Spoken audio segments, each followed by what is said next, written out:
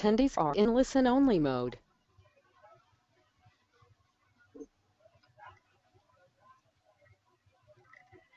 Welcome, everyone, and thank you for joining us for Follow the Emotion Roadmap to Organizational Effectiveness, sponsored by MHS Assessments and presented by Charles Wolfe. Before we begin, I'd like to remind you that this webinar has been pre-approved for IHR certification credits, one HRCI Webcast recertification credit, and one HRCI e-learning credit. Please be sure to attend the complete webcast to receive your credits.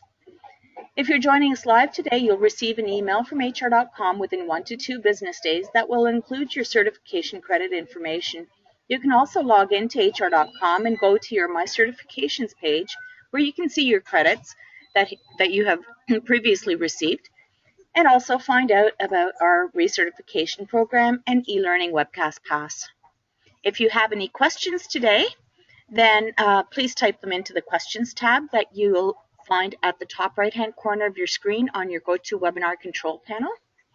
And we will definitely do our best to address those questions. Also, today we will be utilizing the hand-raising tool for some quick polls. So I'd like to go through a practice with you. If everybody can locate their little hand at the side of their control panel, and I'm going to ask you to all click on that hand and see that everybody can find that. So everybody raise your hand right now.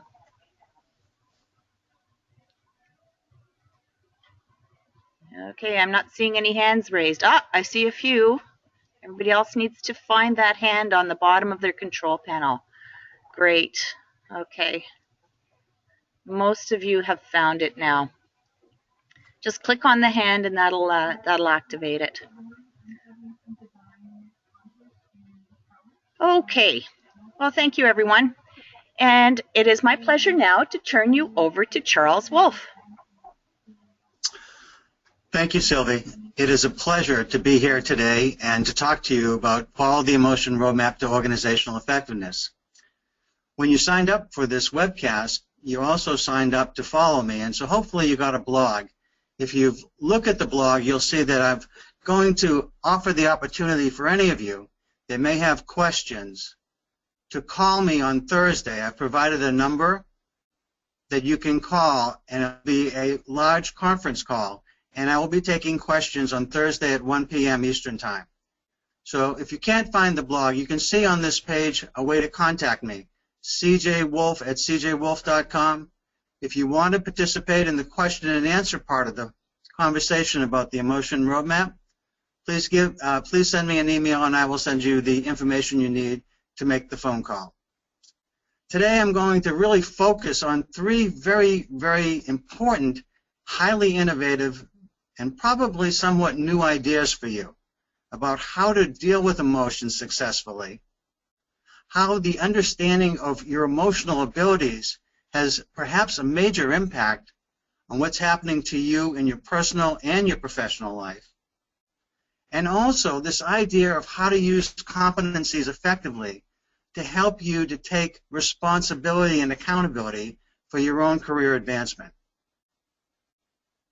So I'm hoping, and part of what the blog said, is that you can not multitask, put away your cell phones, don't check email, and really focus on what we're going to do. I have a lot of information I'd like to cover in the next hour, and I'm hoping that you have a chance to really focus and pay attention, because one of the things I care most about is that this webcast makes a difference for you in a very meaningful way. So let's get started. Let's see. Here we go. The first step towards getting somewhere is decide that you're not going to stay where you are. The idea of an emotion roadmap comes from the science of emotional intelligence that tells us that certain emotions are better suited than other emotions for particular tasks. And one of the things that I discovered and created is this concept of a roadmap that says if you're not feeling something that's helpful, if your feelings are in the way of getting something done, and you can think about and plan for the feelings that would be more ideal and helpful for you, that you can create those feelings. You're not stuck. The emotion roadmap is about helping people get unstuck and helping you to plan where you want to go. My vision for my company is to make a meaningful, positive difference and to become world-class, adding value to organizations and individuals through leadership consulting while specializing in the teaching and application of the emotion roadmap. If you haven't already looked at it, this is my website. If you want to learn more about what I do and about my company, emotionroadmap.com is where you'll learn a lot about emotional intelligence. Also about the keynotes that I do about leadership coaching. If you're a fan of emotional intelligence, you probably know the name Dan Goleman. If you click on the tab Leadership Coaching, you'll hear Dan Goleman and I discussing how emotional intelligence plays a critical role in executive and other forms of coaching. As you can see, there's a number of things that my company does. We do speaking, coaching, training, talent management, leadership consulting, organization, and individual change.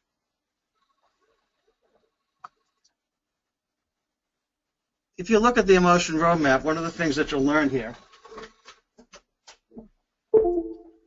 is that it's an emotion-based planning and problem-solving process. What does that mean?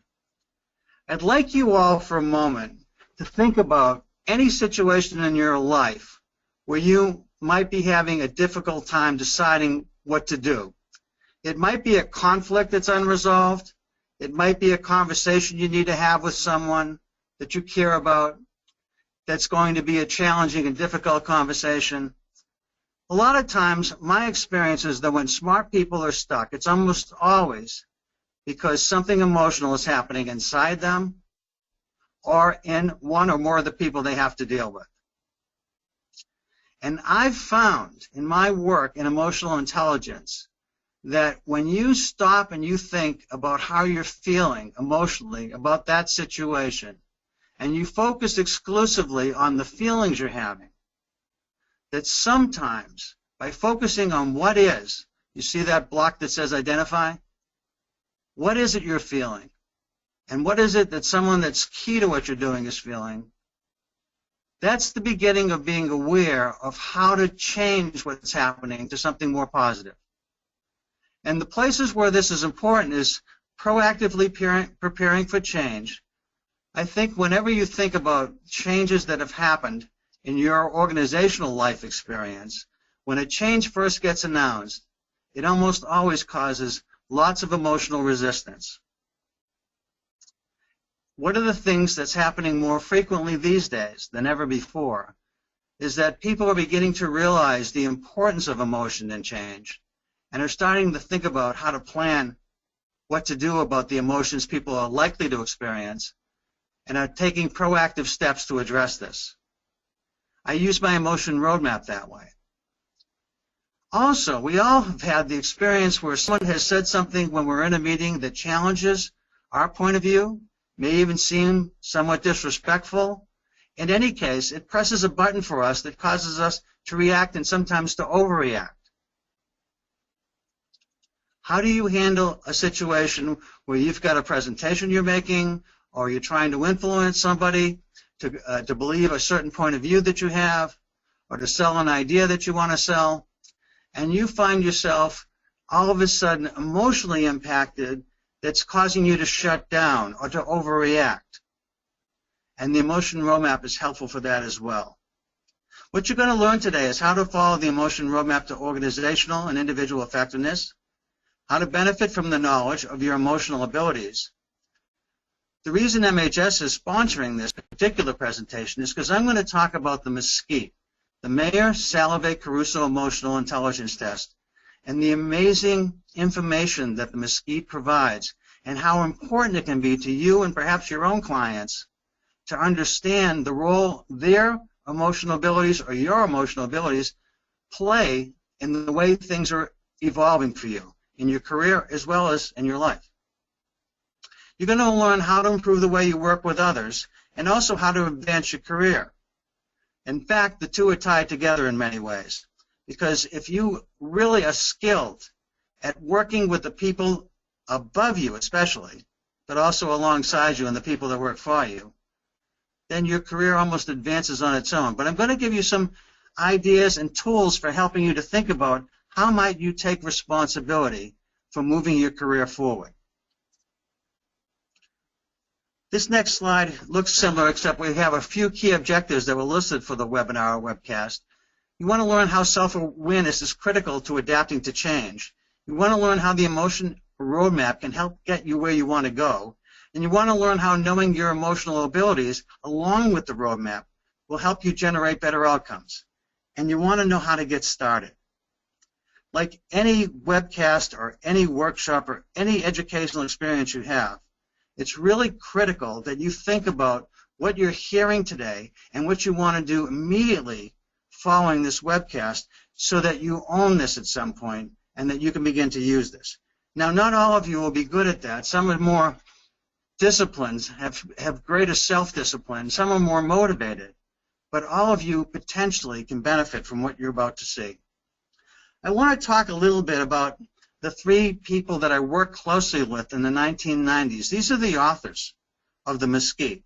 On the very top left, you see Peter Salovey, who is the president of Yale University.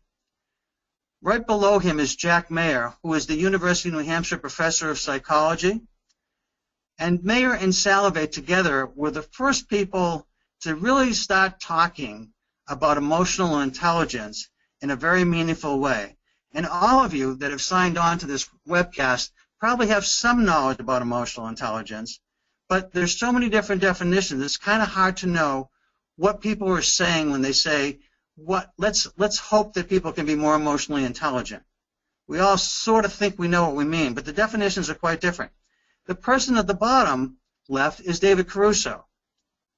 And David invited me, and I'm on the right, that's me on the right. David invited me to work with him and with Jack and with Peter in the late 1990s to help them find a way to operationalize what they had discovered in the laboratory that was this ability-based model of emotional intelligence.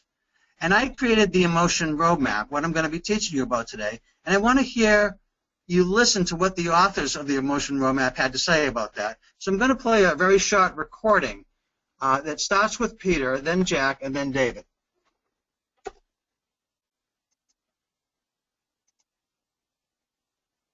A lot of hard work from many different people, including yourself, Chuck, I think helped establish the concept as a valid one.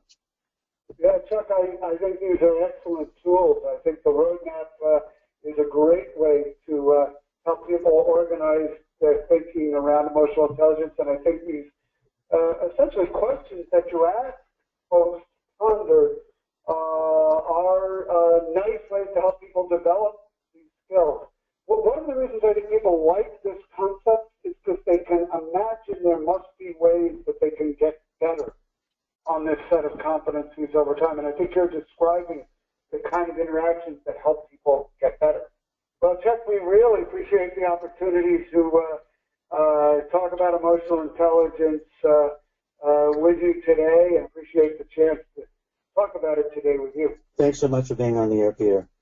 Thank you all. Thank you for having us. I want to express my thanks as well and say, that kind of applied conversations that you have with people are very informative to us as we design and think about new tests in the area. For example, the split that you described between high managers or high self-managers and low other managers, and vice versa, are splits that we don't necessarily think about when we're writing that test. And it's very, very interesting to me to hear the kinds of real-life conversations that you're having with people on the front lines of thinking about their feelings and how those feelings can assist them in their lives going forward. So, Chuck, it was great to talk to you again.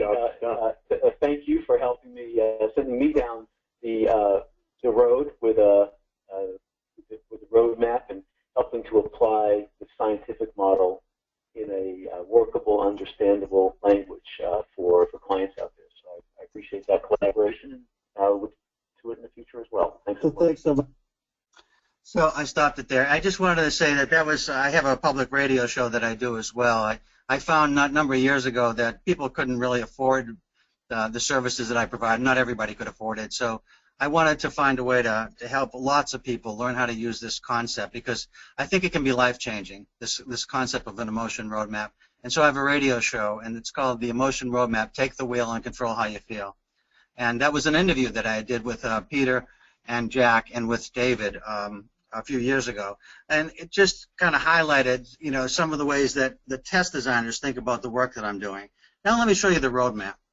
The roadmap has these questions that are the basis for what can actually really be life-changing, and I hope it is for you. So if you've got a situation that's happening in your life right now, and I'm going to walk you through a case study so you'll see how it works, but it's sometimes helpful to think about your own life because it engages you right away. If you've got something that's going on in your own life that is a situation that involves strong emotions, then one of the first things you want to ask yourself is, who are all the people involved, and how is each key person feeling, actually? How is each key person feeling? Sometimes you've got hundreds or even thousands of people that are going to be impacted by something that you're about to do. If you're a leader in a large organization, you might be impacting thousands of people. You don't necessarily have to think about how each person's going to feel, but who are key people, and how are they going to feel, and what is going to be their influence on others? And then you start asking yourself, and this is what's really, really important. If you come away with nothing else from this 1 hour webcast, the one question I'd like you to hold on to, because it can be really helpful in your life, is to ask yourself, when something seems wrong, and it's very rare that we think about being reflective when things are going fine. It's only when we're stuck somehow. And when we're stuck, we're often feeling something that's causing us to be uncertain or doubtful or confused. And so what we want to think about when we're struggling is, what would be ideal to feel for ourselves and for anyone that's key? What would be ideal to feel? What would be ideal to feel? That is incredibly important. So if you're struggling with something that's real to you and you want to focus on this, I'd come back to that later on when this is over and ask yourself, how am I feeling? Whoever else is key, how is he or she or they feeling? And what would be ideal for me and for him or her or for them? And then, how can we create the feelings we want? If we know where we are and we know where we want to get to feeling-wise, if we're anxious and we want to be confident, if we've been betrayed and we want to be trusting, how can we create the feelings we want for ourselves and for others? And what are we able to do and what are we willing to do? That's the management piece. So the actual model that Mayer and Salovey wrote about is to identify, you just look at the blocks on the side here, identify, use emotion, understand emotion, and manage emotion. And I've transferred those abilities into key questions that help people to improve the way they manage their own emotions, their emotions of others, and their emotional relationships with others. So let's keep moving forward. Again, I want to emphasize what feelings would be ideal for each person. And let's just talk for a second. This is where I'd like to use the hand-raising element of the program. Could you raise your hand if you have found, when organizations announce a large change that's going to impact a lot of people, that there's a lot of emotional upset that occurs? Would you raise your hand if you believe or have found that there is a lot of emotional upset when people have first heard about a change, a large-scale change is going to take place? So let's see if you can find the hand and raise your hand and see how that comes out.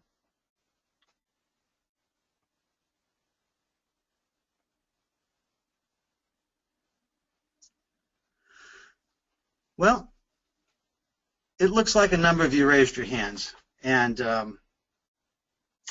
I know that there's a lot of you that have gone through a lot of changes yourselves. And that you personally have probably gone through some of your own experiences in terms of dealing with situations that are causing some pain among people that you care about, and maybe for yourself. And in dealing with change, one of the things that you want to learn is when a change is announced, how do you want to feel? What can you do to be proactive or reactive based on where you are in the process? If you're on top of the process and you're leading the change, you can be proactive. You can anticipate what others are likely to feel, and you can work to minimize the damage. You can work to defuse certain situations that you know are going to be emotionally impactful. If you're on the bottom of the change and you're being impacted by the change, how do you feel confident that no matter what happens, you're going to be able to manage successfully to deal with whatever comes? How do you create that self-trust and that self-confidence? Those are things that I have found the emotion roadmap to be incredibly helpful in when I'm coaching people, either at the leadership levels or people that are being impacted by changes. I want to go to a case study in a moment, but first just a quick, my definition based on what Mayer and Salvi wrote is that emotional intelligence is the ability to identify, use, understand, and manage your own emotions, others' emotions, and your emotional relationships with others. Hopefully that's pretty simple and straightforward and works for everybody. I have a polling question I'd like you to take a look at. Under each statement, there's a continuum from 1 low importance to 5 high importance. What I'm asking you to do, look at the top. How important is it to plan emotionally how you want to feel in each of these situations? So please select a number representing your view. I'm going to click on the first poll question. And the first poll question is, in terms of leading and adapting to change, how important is it to plan emotionally how you want to feel? It's just what I was just talking about. So if you don't think it's important to think about your own feelings and leading and adapting to change, you'd pick 1 or 2. If you think it's incredibly important, you'd pick 5. Highly important 4, or kind of neutral 3. So I'll give you a chance to pick your poll. I got to launch this for you.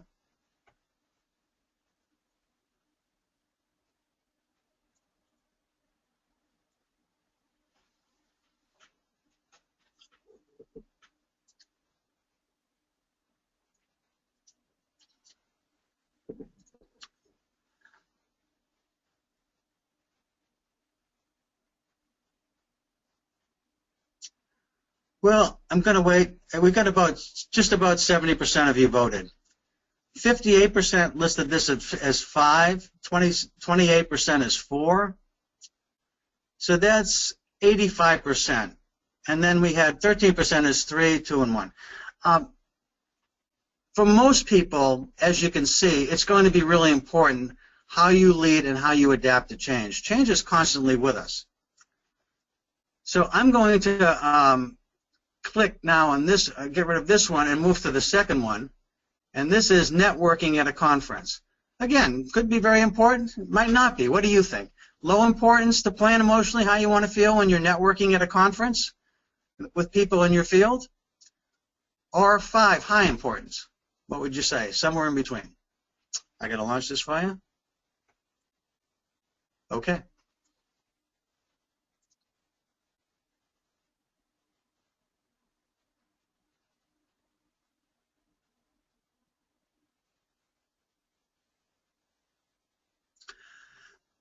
Excuse me.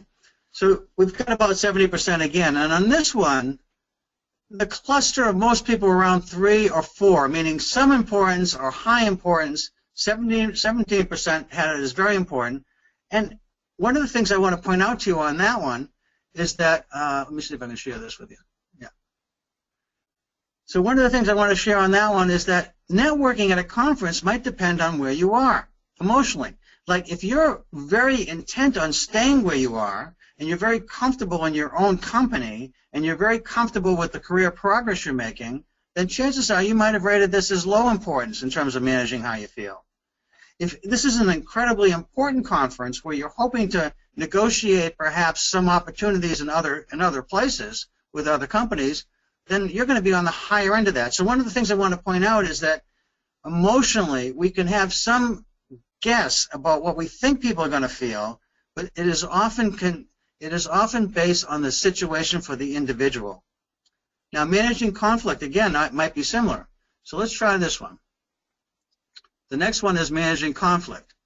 Some people might be very comfortable managing conflict and not think at all about how people are going to feel. Other people might think it's critical how you feel when you're trying to deal with conflict.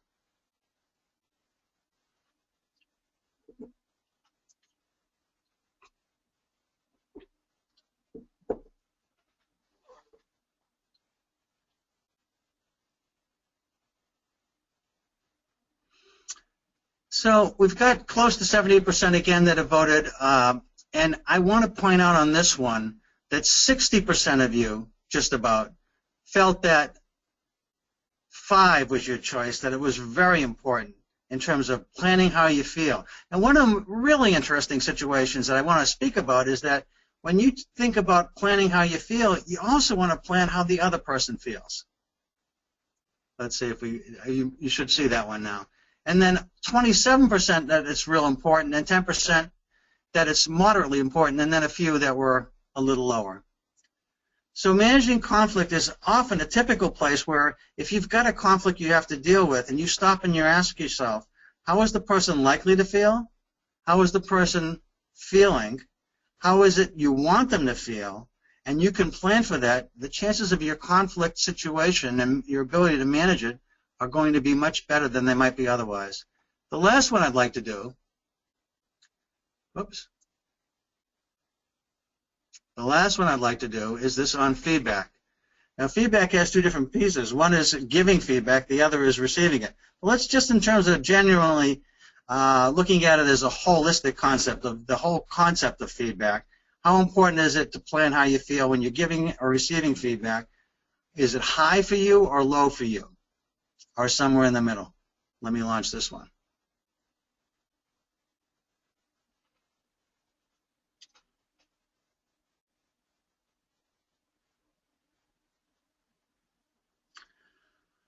Okay, so again, most of it is clustering up around the top end. It's around, a little over 80% of you think that it's either 4 or 5 on this. So I'm going to close this poll out now and share it with you as well,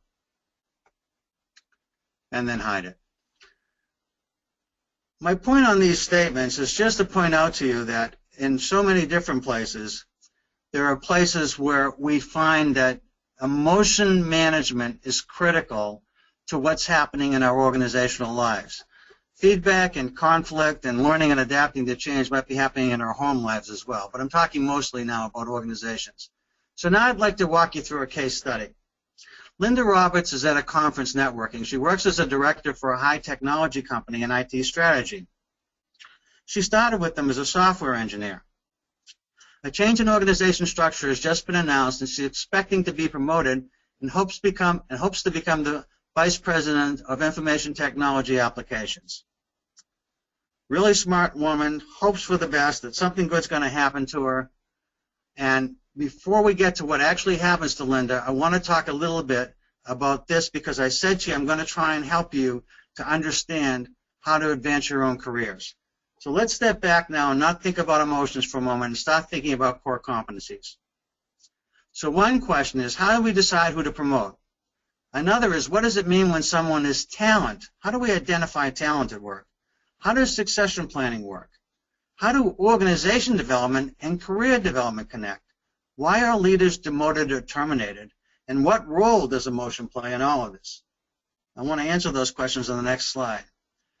Promotion is based in part on performance in relationships. Sometimes, I'm sure this is true for many of you, you've seen someone promoted that you don't understand why that person got a promotion when so many other people seem so much more worthy, and yet if you thought about it, the chances are very high that that person is incredibly talented at managing the relationships with people above him or her.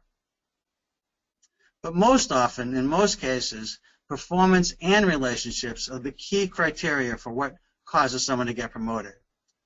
Now, how do you decide when someone is considered talent?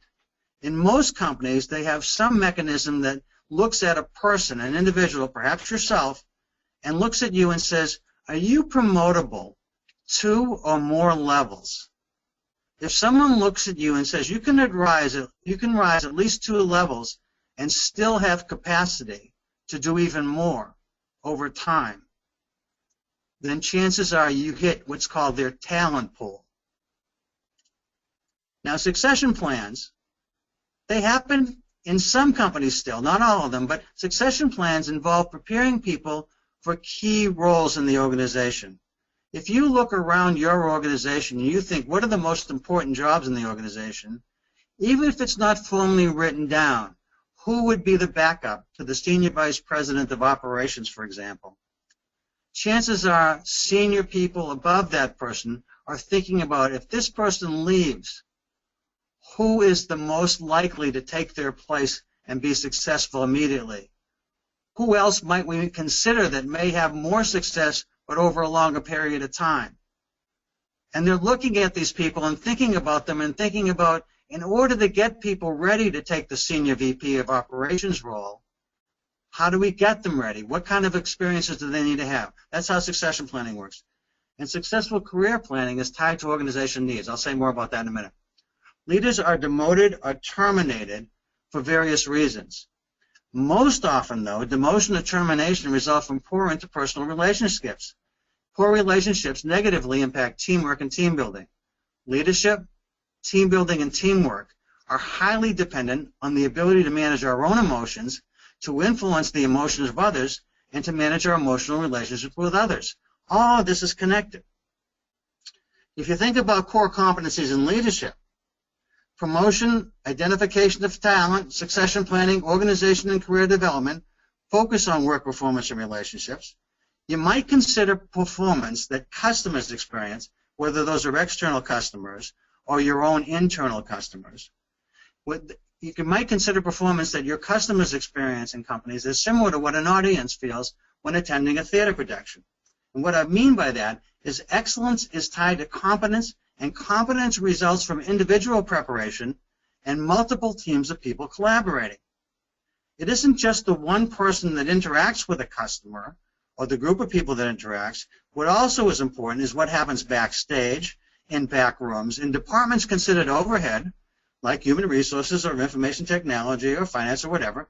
They all directly impact the performance we see on stage or what we see in front of customers. Leadership and selection for the Information Technology Vice President. Remember Linda Roberts now. One of the things she was hoping was she was going to be promoted to this IT Vice President position. So how is that related to the core competencies? Well, it's all tied to these circles that surround core competencies. The objectives for the position, the person's accountability in that role, what authority they have. What's interesting about authority and accountability is often people are given accountability without authority. When you're accountable to get something done and you don't have authority over people to make it happen, you have to use influence skills. And influence skills are directly related to emotional intelligence. What else you also have to be, what else is also key is roles and responsibilities that are directly associated with this role. So let me give you some examples. For the Vice President in charge of an IT applications department, active member of senior leadership team, focus research attention on national projects, deliver projects on time and on budget, partner with the business organization. I want to skip to the last one, lead, change, build team, develop other leaders. I just want to give you a sense of what this job was about that Linda was hoping to get. Her roles and responsibilities would be national project sponsor, IT leadership team member, internal business client, advocate, partner, and consult, clarify and emphasize priorities, serve as mentor coach for the leadership team, and build the department into a national organization. The role in this company was that the IT organization was going from a decentralized organization to a highly centralized organization. I don't have time to get into that, but let me just tell you, it requires a major change for people that are in these positions. Ultimate budget authority for the department, standards of practice, and granting exceptions. She was also accountable and had authority for representing the department to the larger organization, hiring and firing, and so forth. Now, here's the competency piece, and this is This will take a little while to get your mind around, but it's a really important piece.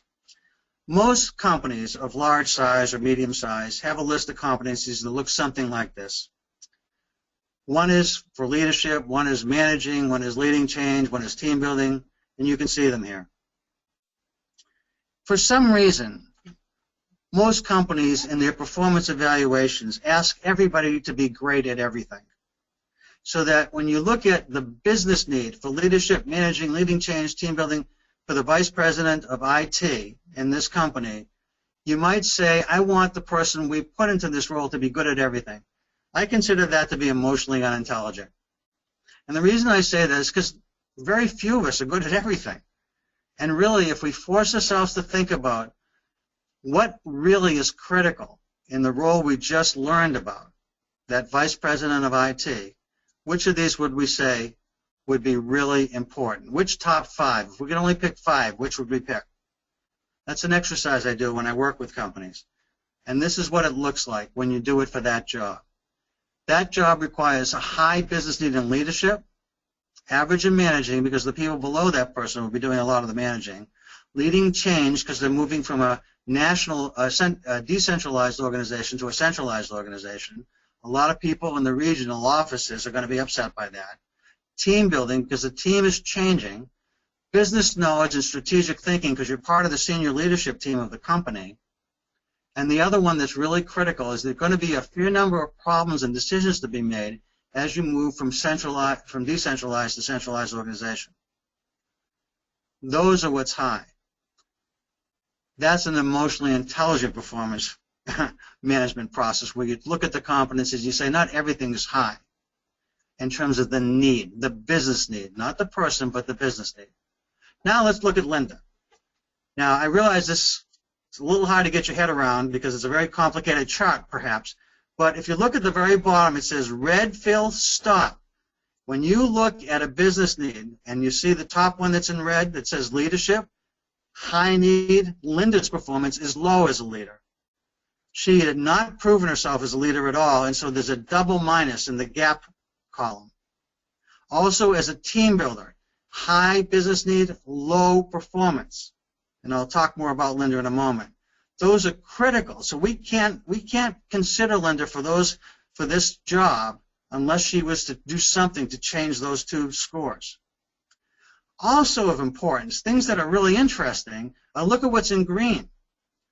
In business knowledge and strategic thinking, there's a high business need for this job, and Linda is brilliant at it. She is high plus, exceeds what the job needs. That's one of the reasons she's considered talent at some levels by some people is because she's so smart. Also, in problem-solving decision-making, she's a great problem solver. And on functional and technical knowledge, which isn't so critical at this level, she's a high plus. She's brilliant in many ways.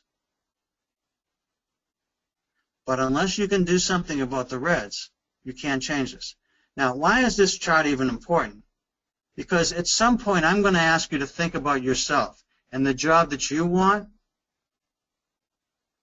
So stop for a moment and consider the job that you might be looking at and that you want, and ask yourself, in that job, is the need for leadership high? Is the need for managing high? Is the need for leading change high? Team building, and so forth. But limit yourself to only picking 5, because otherwise you'll pick them all. And by limiting yourself to picking 5, you force yourself to prioritize. Well, I don't want to spend any more time on this chart. I hope you have a sense of how this works, because you can do this for yourself. I'll tell you how in a minute. Does Linda get the job? She actually doesn't. This is a little bit more about Linda. A talented woman who decides to change. Linda's a high-powered, aggressive software engineer, risen quickly up the ranks of the organization, very competitive, loves to win. She's been referred to me, and we have started working together. A reorganization is announced, and she expects to be promoted. However, she learns that she's been demoted, and her manager tells her it was all he could do to save her. She had ignored his warnings to tone down her aggressiveness. She calls me in. A little bit more about her that's not on the page. She was very sarcastic. She was always making jokes at the expense of others, but she didn't always know how they were being seen by others or how people experienced being with her. She often thought she was funny because people laughed with her because they were afraid to laugh and are afraid to confront her because she was so aggressive, and she was incredibly smart. And if they argued with her or challenged her, they'd often lose because she always wanted to win. So the emotion roadmap. At the conference, she finds out she's demoted. Furious, she wants out initially. She calls me. We explore how she's feeling. After some time, we consider how others in her company feel. Once we are okay, we begin to plan. We review the competency grid, the organization need, and her performance. We review her intelligence scores. We put a plan together for her to win. Now, what does this look like in the emotion roadmap? I asked her, who are all the people involved, Linda? She has a new boss that she's not happy with, she finds out. She finds out that senior management, there's a few people that wanted to keep her, but a number of people were really upset with her because she had been so sarcastic and so demeaning to so many people that mattered in the firm. And as smart as she was, some people felt like she wasn't worth it. So we began to think, what would be ideal for Linda, her new boss, and senior management to feel? How can we create the feelings we want? What are we able to do and what are we willing to do? So the emotion roadmap works this way. For Linda, I basically said to her, look, Linda, if you leave the company, the chances are that these messages you've just gotten, you're not going to have learned anything from them. You're just going to take this same situation and recreate it for yourself in a new place. Does that not sound right to you? Now, this is, of course, after she'd calmed down. You can't say this to somebody when they're angry. You got to let them finish, venting their anger. That's what I've learned from being a therapist many years ago. And so once she's done with the anger, though, now we explore, so what can you do? What is possible? What makes the most sense? And now we begin to focus, what do you want to feel, Linda? Well, I want to feel appreciated. I want to feel supported. I want to feel like a winner because I'm feeling like a loser right now. What about your new boss? Well, I guess for my new boss, I want her to feel supported also. I want her to feel like I'm a good team player for her, that I'm loyal to her. What about senior management? I'd like them to think that those who fought for me to stay made the right decision, that other people begin to think that I'm worth keeping as well. Well, how can we create the feelings we want? I said to her. And we began to explore that together. And this is what's really critical. When you focus on what's ideal, now you have to come up with a strategy to create it. I said to her, I said, Linda, you like to win, right? And she said, yes, I'd love to win. I said, I know that. So what if we find a way for you to win by becoming the best team player they've ever seen? I mean, not just average, not just occasionally that you show up and you pay attention to how somebody else is feeling, but what if we really work with you to help make you the best team player that anyone's ever experienced here? As soon as I made it competitive and having it set up for her to win, because to prove everybody wrong was a win for her, she was in. So that was the key motivator. And I think anytime you're coaching somebody, the key on the emotion roadmap is to find out what matters to them, what's going to motivate them. To some degree, we want to know how emotions work, but also we want to know how they work for the individual we're talking to. This is true for ourselves as well. It isn't just for talking to somebody else. It's also for talking to ourselves. And then we've got to say, what are we able to do and what are we willing to do? Because a strategy and a plan that gets put together that we're able to do but unwilling, because attitudinally we really don't buy it, probably not going to happen. And if we're willing to do something but we don't have the capacity or the competency to do it, that's not going to work either. But when we are capable and when we are willing, we're able. Now, here's the key thing here. We're going to work on these pieces, right? We want to work on team building and leadership. We know that's critical. We want her to be a team player. And then I want to introduce to you, before the time's up, this idea of emotional intelligence. What role does emotional intelligence play in all of this? So if you see Mayor Salve's model here, it says identify emotions, use emotions, understand emotions, and manage emotions. And let me show you Linda's scores, because this is the point, folks, that MHS wanted you to see. This is all about what the Mesquite can offer to you, because as we started to help Linda figure out how she's going to make that winning strategy happen, what we had to come up with is to know what's causing her to have problems. And one of the things that's really important, I want you to look at on the right-hand side of this column where you see 76, seeing what others feel. Seeing what others feel? 76 is a very low score. If you look on top, you see Linda Roberts, her IQ is 138. Her EQ, emotional quotient, is 85. 100 is average. So 85 is one standard deviation below the mean. As smart as she was, she isn't so smart about emotional intelligence.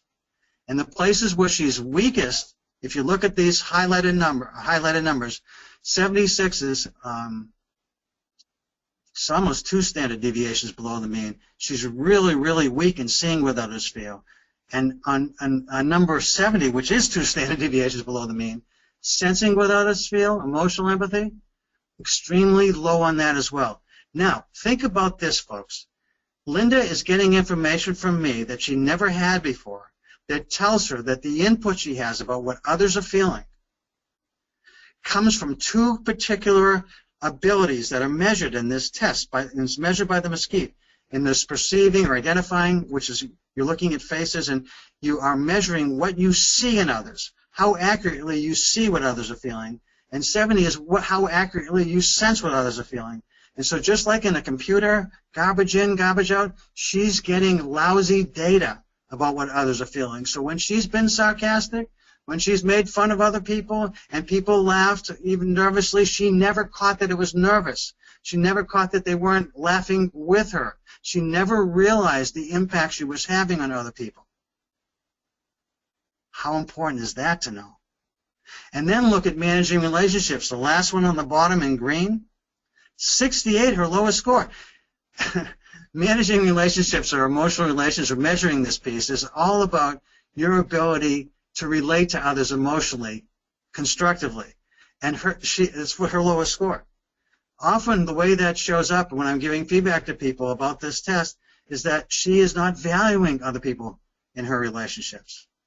So as part of my coaching and understanding what this test has informed us and given us information that there was no other way to know. We couldn't know this from other people. What other people saw was that she just didn't care about them, and when they felt bad, she didn't recognize their feelings, and she just moved on and kept repeating the same mistakes over and over with them. That's why some people wanted her out. When she learned that about herself, we had to figure out how do we make this work for her, and we found a really high score on understanding why and how, something called intellectual empathy. That high score on this test suggested that she understood how emotions worked. And if she played to her really strong analytic abilities, remember her IQ is 130. That's a very high IQ. And we focused on thinking very hard about any situations that might have an emotional impact in a negative way with anyone she was going to deal with from this day forward, when she understood this stuff. That she would stop and ask herself, if I say this, it's probably going to make them feel badly. I may not see that they feel badly, but if I think about it and I plan for it, I'm probably going to know they're going to feel badly, and so I'm going to do it differently. So that's what I wanted to tell you about how powerful this test can be. This made all the difference for her. So what you're basically learning in this is that how to follow the emotional roadmap to organizational and individual effectiveness is that we are looking at systems and competencies and feelings, how to benefit from the knowledge of your emotional abilities, get honest feedback, take the Mesquite, how to improve the way you work with others, key situations, use the emotion roadmap, and how to advance your career. Don't wait, be proactive. So for Linda, what we did was we began to look at all those competencies, and we began to ask ourselves, how does she show up more as a leader? How does she show up more as a team builder? How does she show up more as someone that is really gifted in teamwork? And she looked at her and understood her abilities. She looked at the competencies she needed to improve in, and she began to focus her attention. She was brilliant at strategic thinking. She and I together put plans together that she worked on to the point that in her career, she found that she got to the place where 1 year later, they invited her to become, they put her back in the talent management pool, that they highlighted her as somebody with great strength. And she was introduced to the parents of the company there. They were a German-owned company. And when the company came in to meet with some of the high potential people in America, she was brought into that meeting and spoken about as someone brilliant in strategic thinking and one of the best team players in the company, which was an amazing turnaround. So I just want to show you all the things that are possible. So before I leave, one of the things I want to close with is I ask you to think about yourself. One of the things that you're walking away with, and I hope you got this, is that if you want to take responsibility for your career, let me tell you a quick story. There was a young woman in a meeting that I heard about recently with a new chief marketing officer that took over the position, and she brought a number of people in small groups to talk to them, asked them what they thought about the company, the strengths of the company, and what they might do if they had her job. What would be one of the first things that they might do? It's a really great question. And this young woman said, you know, I'd love to be able to tell you what you should do in your job. I don't even know what I'm doing in my job, though. They reorganized us 6 months ago, and no one's been clear with us about our roles and responsibilities. I was really, when I heard that, I thought, wow, that's pretty incredible. So what I told her was, I thought you have to decide that you're going to take some responsibility for yourself here. In other words, I don't think you should have been saying that to that person. You've got to decide what's the business need in the organization where you're working. What do they need from you? What are the skill sets they're looking for from you that will help you to close that gap so you are confident and competent in what you're doing? And if you're uncertain about whether the things that you think are what's important, you prepare a plan for what you believe you should be doing and share it with your immediate boss and go over it with them. Take responsibility. And for all those of you that are out there and thinking about how do I advance, I'm waiting for my manager or my leader or my mentor to sit down and talk with me about what I might do next. Look around the organization. Consider in the organization where there are business needs that aren't being met, or key positions that you'd like to fill that you think your skill set aligns with. Think about the roles and responsibilities, the accountability, the authority, and the key objectives for the roles that you want to be in. Match those against the competencies that you think would be needed for that job. Then consider your own competencies, like when we looked at Linda's performance against the role of VP of IT. And see where there are any gaps. Is there anything that's red? There's a high need for that, and you have a low ability. And then ask yourself, what can you do to close that? Are there some projects you might work on, some specific things that you might do?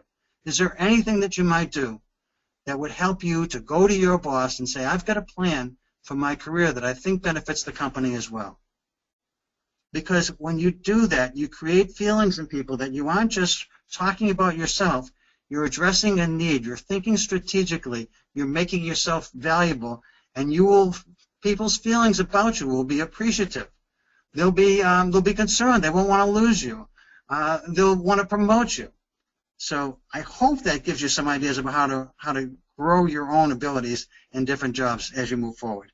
I want to move forward to the next slide, which is, if you remember anything about the emotion roadmap, is that think about any situation you're having that has strong emotions in it, and see if you're leading a change, who are all the people involved, how are they likely to feel, and what would be ideal for them to feel? How can you create that, and what are you able and willing to do?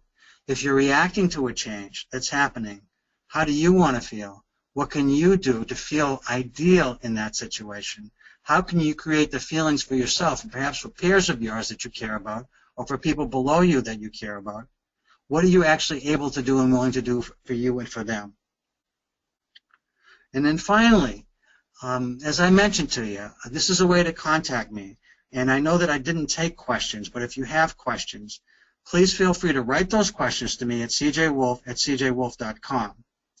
You can also attend a follow-up session, which will be a question and answer. I won't be presenting anything, but I will be answering your questions. I will call into a phone number that I gave on the blog. If you don't have the blog information, just again, write to me, and I will send you the call-in number. There's a call-in number and then a participant code that you put in, and you'll be connected. And we'll all be connected. It'll be for 1 o'clock on Thursday, and that will be the time that I'll be doing that. So I hope that you got what you needed from this. I hope that you understand that there's a tremendous amount of power in being thoughtful and mindful about emotionally what you want to feel, what you want others to feel, especially in situations that matter, especially with people that you care about, people that you love, and people that you need to work with that you may not care about and may not love, but need to work with anyways. So when you're thinking about situations of major critical importance to you and to your organization, to you and to your family, pull out that emotion roadmap and ask yourself, what is everybody feeling? What would be ideal for each of us to feel that's critical? And what is it that I can do to make that happen? And I hope that you have a good experience. I'd like to, at this point, So perhaps I have time for a question or two. I don't know if there's questions. I can take a quick look here.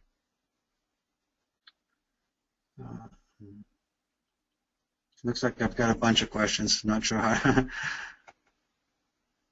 We had a coworker who became the best team player. 2 months later, we had a Down syndrome. She was the first to go. You know, it isn't always about being a team player. It's sometimes about managing upward, because people that manage the team are often being really valued by the team members, but they haven't necessarily looked upwards and thought about the people above them. Those are the people that make the decisions about who gets to stay. There's a great book about being the boss by Linda Hill, a colleague of mine. She's a professor at Harvard Business School. Talks about how you manage those 3 different parts of the organization, people above you, alongside you, and below you. Another question I got time for. Do your clients still request IQ scores? And if so, do you see the need for IQ testing diminishing? That's an interesting question. My clients do not ask me for IQ scores, but I don't come in as a psychologist. That's not what I do. There are people in some companies I know that still do value IQ scores, though. A lot of it's based on performance, I think, more. But a lot more people are asking for EQ scores. That's what's interesting, I think, today. Daniel Goleman explained this. He said, one of the things Dan said was that there's in organizational life, when you reach a certain level, chances are everybody at that level has a similar IQ. What differentiates you then is that if you have a higher emotional intelligence score, chances are you are managing upward more effectively than the others are, and you are managing people around you more effectively, which means you're probably getting more done.